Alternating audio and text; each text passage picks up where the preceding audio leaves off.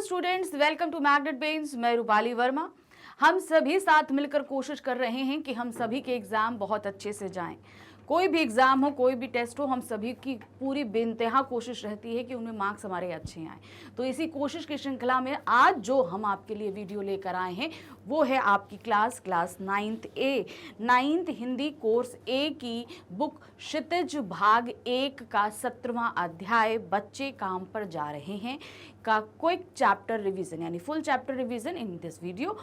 आप जो ये देख रहे हैं वीडियो, यानी कि ये बच्चे काम पर जा रहे हैं, ये कविता लिखी है राजेश जोशी जी ने। इस कविता का पूरा लाइन बाय लाइन एक्सप्लेनेशन, इनकी व्याख्याएं जो लिखित रूप में रहती हैं वो, और साथ ही एनसीईआरटी सॉल्यूशंस हम पहले भी करा चुके हैं, तो आप उनको ज़रूर देखिएगा डिटेल एक्सप्लेनेशन के लिए। अब जो इसमें हम करेंगे, हम इसमें चैप्टर में सबसे पहले कविता को पढ़ेंगे। कविता को पढ़ने के बाद इसके सार को समझेंगे और कुछ क्वेश्चन आंसर्स भी करेंगे जो हमारे एनसीईआरटी बुक में नहीं दिए गए हैं, मगर चैप्टर से ही वो कुछ क्वेश्चंस बनते हैं। तो चलिए करना शुरू करते हैं। सबसे पहले कविता को देखते हैं।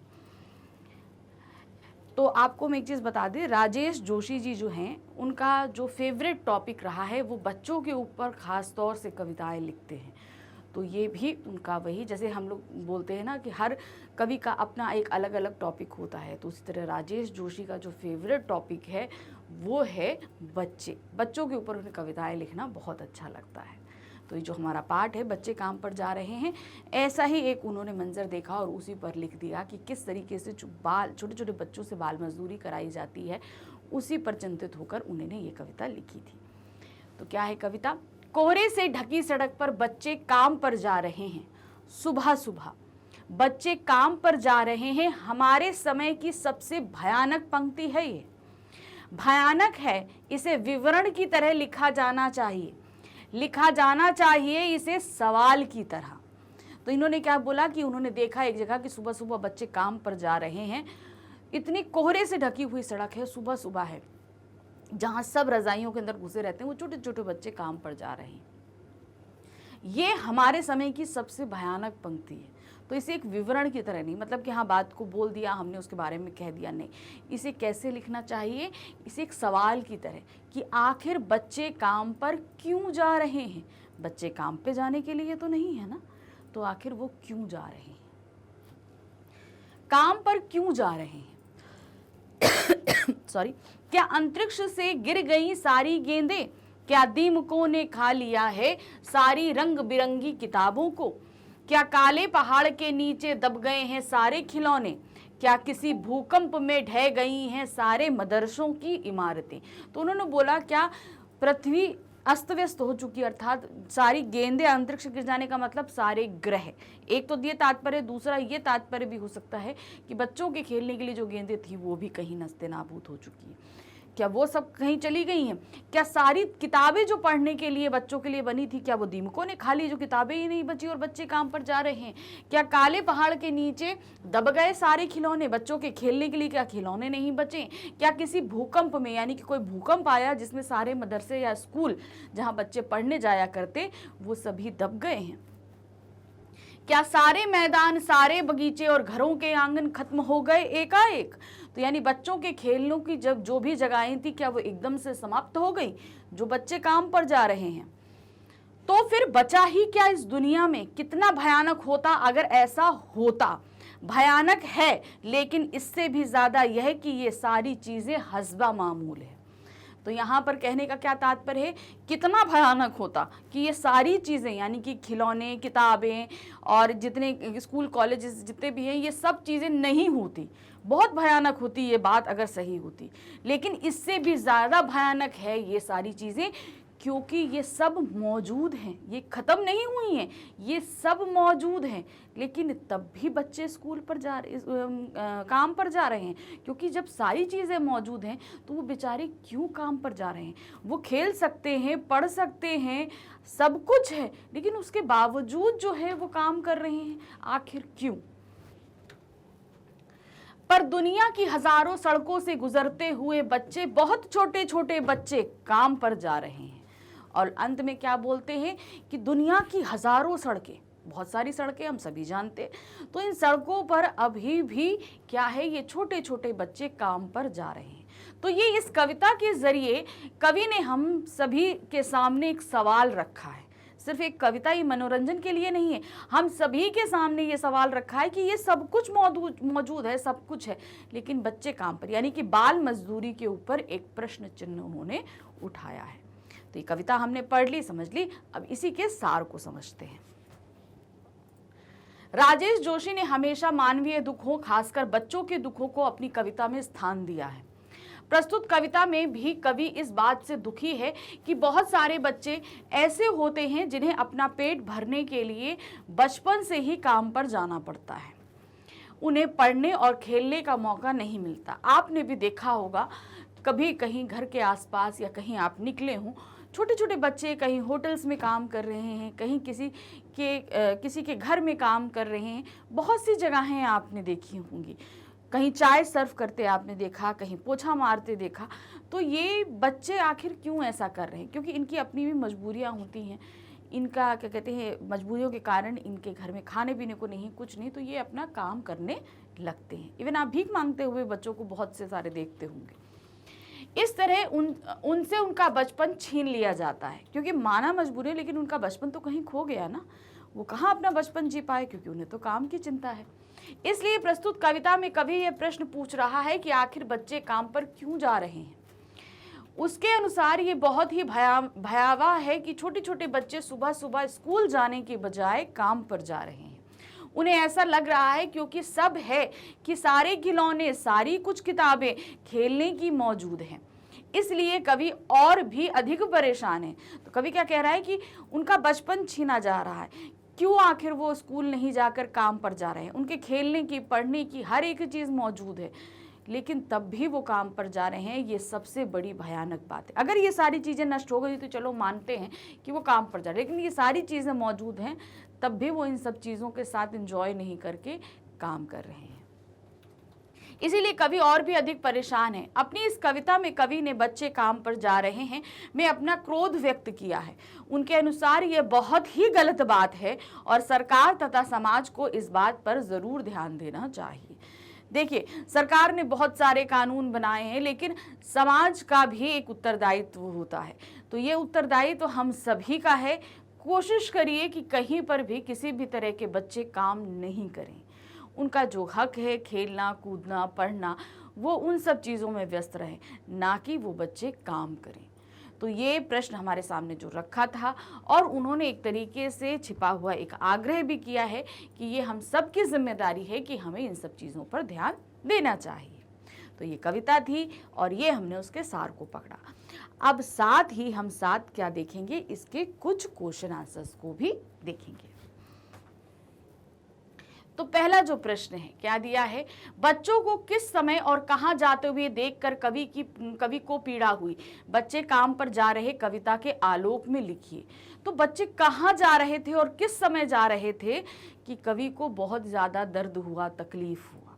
अब इसमें क्या दिया है, कविता के आलोक में लिखना है, यानी कि जो कविता में दिया गया है आपको उस हिसाब से लिखना है। आपने कहाँ देखा इस हिसाब से नहीं लिखना। तो क्या दिया है, बच्चों को कड़ी सर्दी में सवेरे सवेरे कोहरे से ढकी सड़क पर जाते हुए देखकर कवि को पीड़ा हुई। ये बच्चे कारखानों तथा अन्य स्थानों पर बाल मजदूरी करने जा रहे थे। खेलने कूदने की उम्र में बच्चों को काम पर जाते देखकर कवि को पीड़ा हुई। तो पीड़ा क्यों हो रही है, पहले कब कहाँ देखा उन्होंने और उनकी पीड़ा का क्या कारण है, ये दोनों ही चीजें आप लिखेंगे। क्वेश्चन नंबर 2 है, कवि के लिए बच्चों का काम पर जाना चिंता का विषय क्यों बन गया है। बच्चे काम पर जा रहे हैं, कविता के आधार पर लिखिए। तो सबसे पहले क्वेश्चन समझना क्या है, कवि के लिए बच्चों का काम पर जाना चिंता का विषय क्यों बन गया है। क्या कारण है कि बच्चों के काम पे जाने के कारण वो इतना ज्यादा चिंतित हैं। क्यों चिंतित हैं, क्या है उनके परेशानी का कारण, सबसे बड़ी बात तो ये। तो क्या दिया है, कवि के लिए बच्चों का काम पर जाना चिंता का विषय इसलिए बन गया है क्योंकि आज के बच्चे कल का भविष्य हैं। यानी कि आज के बच्चे क्या हैं, वो कल का भविष्य है। जिस उम्र में बच्चों को खेल कूद, बचपन का आनंद लेना चाहिए, स्वस्थ और सबल बनना चाहिए, पढ़ लिख कर योग्य नागरिक बनना चाहिए, उस उम्र में काम करके अपना भविष्य अंधकार में कर रहे हैं। तो क्या हुआ यहाँ पर कि बच्चे जो हैं अपना खेलना है, अभी बचपन है तो खेलेंगे, इंजॉय करेंगे, तभी तो उनका हर तरह का डेवलपमेंट होता है। और फिर साथ ही अगर ये काम का बोझ आ जाएगा तो ये डेवलपमेंट नहीं हो सकता।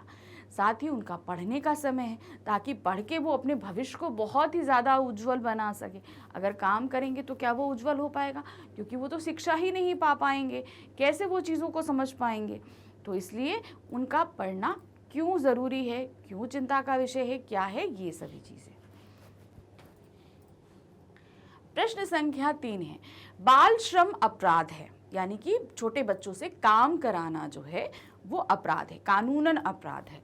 फिर भी बच्चों को काम करते हुए देखा जा सकता है, इसके क्या कारण हो सकते हैं, लिखिए।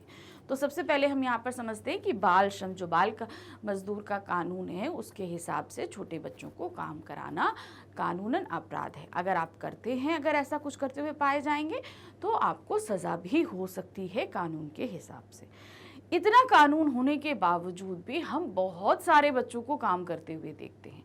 तो इन सब का कारण क्या है, क्यों हम इतना ज़्यादा बच्चों को काम करते हुए देखते हैं?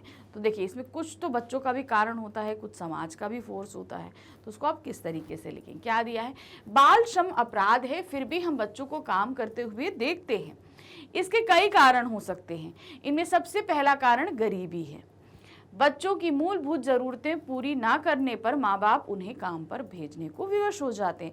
मूलभूत क्या हुआ, खाना पीना, खाना है, कपड़ा है, रहना है, ये सब चीज़ें जो बेसिक हम लोग की नीड्स होती हैं, अगर माँ बाप पूरा नहीं कर पाते हैं तो उन्हें लगता है कि चलो 2 हाथ और काम करेंगे, हमारे पास पैसा आएगा तो हम सब की ज़रूरतें पूरी होंगी, इसीलिए वो बच्चों को काम पर भेज देते हैं काम करने के लिए। तो गरीबी इसका सबसे बड़ा कारण होती है।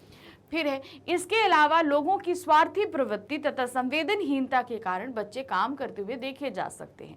अब ये तो कारण हुआ उन माँ बाप का जो अपने बच्चों का भरण पोषण नहीं कर पा रहे हैं, इसलिए वो उनको काम पर भेज रहे हैं कि भाई एक्स्ट्रा अर्निंग हो तो हमारा इतना बड़ा परिवार है चल सके। लेकिन कुछ बहुत ज़्यादा उन लोगों का भी हाथ होता है जो लोग इन बच्चों को काम पर रखते हैं। क्यों? क्योंकि वो स्वार्थी हैं, वो कम मजदूरी दे के, ज़्यादा भाई बच्चा है, हमें ज़्यादा मजदूरी नहीं देनी पड़ेगी, हम इसको काम पे रख लेते हैं। तो ये एक स्वार्थ हुआ। संवेदनहीनता नहीं, आप बच्चे के प्रति बिल्कुल संवेदना नहीं रख रहे। एक छोटे बच्चे से आप कितने तरह तरह के काम करा रहे हैं। तो ऐसी प्रवृत्ति के जो लोग हैं वो बाल मजदूरी को और अधिक बढ़ावा देते हैं। उनको देखेगा कोई भी अगर उनको इस तरह का काम, तो वही उनको देखेगा अरे इनको तो बड़ा कम पैसे में ये इनकी काम कर रहा है, चलो हम भी ऐसे किसी बच्चे को रख लेते हैं, हमें भी कम पैसा पड़ेगा, हम भी रख लेते हैं। तो इस तरीके से स्वार्थी व्यक्ति को देख के स्वार्थी व्यक्ति इस तरह लालायित होता है और वो लोगों को रखते, छोटे छोटे बच्चों को काम पर रखते जाते हैं। तो यहाँ गरीबी और स्वार्थ और संवेदनहीनता जो है इन छोटे बच्चों को काम करने के लिए देखने का कारण है कि हम क्यों समाज में इतने छोटे छोटे बच्चों को काम करते हुए देखते हैं। प्रश्न संख्या 4 है, बच्चे काम पर जा रहे हैं, कविता में काले पहाड़ किसके प्रतीक हैं? ये काले पहाड़ किस तरह हानिप्रद है, दिया है ना। क्या काले पहाड़ के नीचे कहीं दब गए सारे खिलौने। तो वो जो काला पहाड़ है वो क्या चीज़ कवि कहना चाहते हैं? तो क्या है, बच्चे काम पे जा रहे, कविता में काले पहाड़ समाज में व्याप्त शोषण व्यवस्था के प्रतीक है। इसी व्यवस्था के कारण समाज का एक वर्ग बच्चों का शोषण करता है, उनसे काम करवा कर उनका भविष्य खराब करता है और बहुत काम मजदूरी देकर अपनी जेब भरता है। जैसे भी हमने आपको बताया कि समाज में ऐसे बहुत से लोग हैं जो कम पैसा देकर ज़्यादा काम कराना चाहते हैं। तो वो स्वार्थी लोग ही जिस समाज का हिस्सा होते हैं, समाज, हम पूरे समाज की बात नहीं करें, वो लोग जिनसे जो स्वार्थी समाज का जो हिस्सा बनते हैं वो हैं काले पहाड़ के प्रतीक, क्योंकि ये छोटे छोटे बच्चों से काम करा रहे हैं और इन्हीं के कारण उनका बचपन उन समाज, काले समाज, इन स्वार्थी लोगों के नीचे कहीं दब के रह गया। वो खेल नहीं पाते, एंजॉय नहीं कर पाते। तो यहाँ पर समाज का वो समाज जहाँ पर स्वार्थी लोग बसते हैं, उस समाज को काले पहाड़ की संज्ञा दी गई है। तो यहाँ पर हमने अपना ये पार्ट फिनिश किया कि इस पूरे पार्ट में हमने देखा कि राजेश जोशी जी ने कितना बड़ा प्रश्न हमारे सामने रखा और हमसे रिक्वेस्ट भी करी कि हमें क्या करना है। समाज में का हिस्सा होने के नाते हमारे ऊपर भी बहुत ज़्यादा रिस्पॉन्सिबिलिटीज़ आती हैं। आप छोटे हों, बड़े हों, जैसे भी हों, आप हर अपने लेवल से इन कामों को कर सकते हैं। समाज में कहीं गलत हो रहा है तो उसके विरुद्ध आवाज़ भी उठा सकते हैं। तो ये हमने पार्ट पढ़ा, समझा।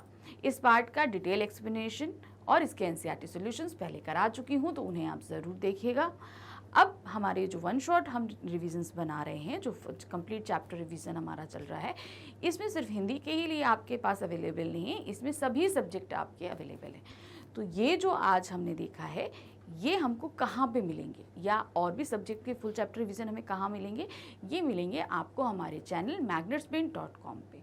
तो यहाँ पर आप देखेंगे, जैसे ही आएंगे यहाँ वन शॉट रिवीजन लिखा है, आप वन शॉट रिवीजन पे क्लिक करेंगे। क्लिक करते ही आपके सामने वो सभी क्लासेस आ जाएंगे जिनमें वन शॉट रिवीजन अवेलेबल है। तो वो देखिए 7th, 8th, 9th, 10th, 11th, 12th। तो आप हैं क्लास 9th में, तो यहाँ 9th में जहाँ वॉच नाउ लिखा है, इसे आप क्लिक करेंगे। क्लिक करते ही आपके सामने देखिए 9th की पूरी प्लेलिस्ट आ जाएगी। इसमें सभी जितने भी आपके सब्जेक्ट्स हैं वो सभी आएंगे। तो जिस भी सब्जेक्ट का आपका एग्जाम होने वाला है, आप उस सब्जेक्ट को क्लिक करेंगे। क्लिक करते ही आपके सामने उस सब्जेक्ट के जितने भी चैप्टर्स हैं सभी सामने होंगे। तो जो जो चैप्टर आपके एग्जाम या टेस्ट में आ रहे हैं उन्हें क्लिक करिए, उनके वीडियो देखिए, अपना रिवीजन करिए, लेकिन साथ ही हमारे चैनल को लाइक, सब्सक्राइब और शेयर करना बिल्कुल नहीं भूलिएगा। Thank you for watching. Bye bye.